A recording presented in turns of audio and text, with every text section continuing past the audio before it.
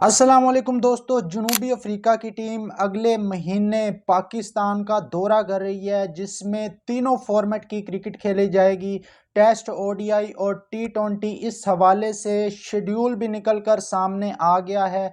और सबसे जो अहम बात है, इसमें फैसलाबाद के अंदर क्रिकेट की वापसी हो रही है। 17 साल के बाद कोई भी इंटरनेशनल टीम फैसलाबाद के अंदर आके मैचेस खेलेगी। और मुकम्मल शेड्यूल आपके साथ शेयर करते हैं कि किस किस शहर में ये मैचेस खेले जाएंगे, और इनकी डेट्स भी सामने आ चुकी हैं।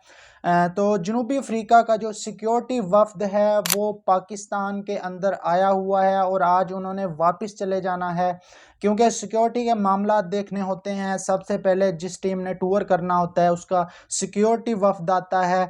तो अब जो जनूबी अफ्रीका का वफ्द आया है उसने पाकिस्तान के अंदर लाहौर का विज़िट किया है, कज़ाफ़ी स्टेडियम का। उसके अलावा उन्होंने रावलपिंडी स्टेडियम का दौरा किया है, और उसके अलावा उन्होंने फैसलाबाद का भी दौरा किया है। पहली बार कोई भी सिक्योरिटी डेलीगेशन फैसलाबाद का दौरा करके गया है और सिक्योरिटी के इंतजामात का जायज़ा लेकर गए हैं। तो अब जो खबर आ रही है मुल्तान के हवाले से, थोड़ी सी बुरी खबर आ रही है कि मुल्तान के अंदर शायद मैचेस ना खेले जाएं, क्योंकि मुल्तान का विजिट सिक्योरिटी डेलीगेशन ने नहीं किया। जो साउथ अफ्रीका की तरफ से सिक्योरिटी डेलीगेशन आया था, लेकिन इस शेड्यूल के अंदर मुल्तान के अंदर भी मैचेस रखे गए हैं। तो मुकम्मल शेड्यूल आपके साथ शेयर करते हैं। इस दौरे का आगाज़ होगा जी अक्टूबर के महीने में, और इसका जो पहला मैच है, इस दौरे में 2 टेस्ट मैचेस खेले जाएंगे, और 3 वनडे मैचेस खेले जाएंगे, और 3 टी20 मैचेस की सीरीज़ खेली जाएगी। अगर शेड्यूल की बात की जाए तो पहला टेस्ट मैच 12 से 16 अक्टूबर के दरमियान खेला जाएगा कज़ाफ़ी स्टेडियम लाहौर में। दूसरा मैच 20 से 24 अक्टूबर के दरमियान खेला जाएगा रावलपिंडी क्रिकेट स्टेडियम के अंदर। ये 2 टेस्ट मैचेस की सीरीज़ होगी। उसके बाद वनडे सीरीज़ खेली जाएगी। पहला ओडीआई मैच 28 अक्टूबर को खेला जाएगा रावलपिंडी के अंदर, और दूसरा और तीसरा ओडीआई मैच, जो दोनों मैचेस हैं, ये इकबाल स्टेडियम फैसलाबाद के अंदर खेले जाएंगे जी।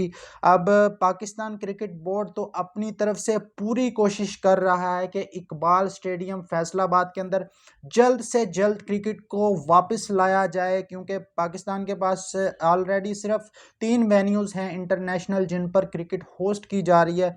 अब इकबाल स्टेडियम फैसलाबाद के अंदर भी क्रिकेट की वापसी होने जा रही है, और इस हवाले से अब इस इकबाल स्टेडियम फैसलाबाद में 2 ओडीआई मैचेस खेले जाएंगे। दूसरा ओडीआई मैच जो है 31 अक्टूबर को खेला जाएगा इकबाल स्टेडियम फैसलाबाद में, और तीसरा जो ओडीआई मैच होगा वो 2 नवंबर को इकबाल स्टेडियम में खेला जाएगा।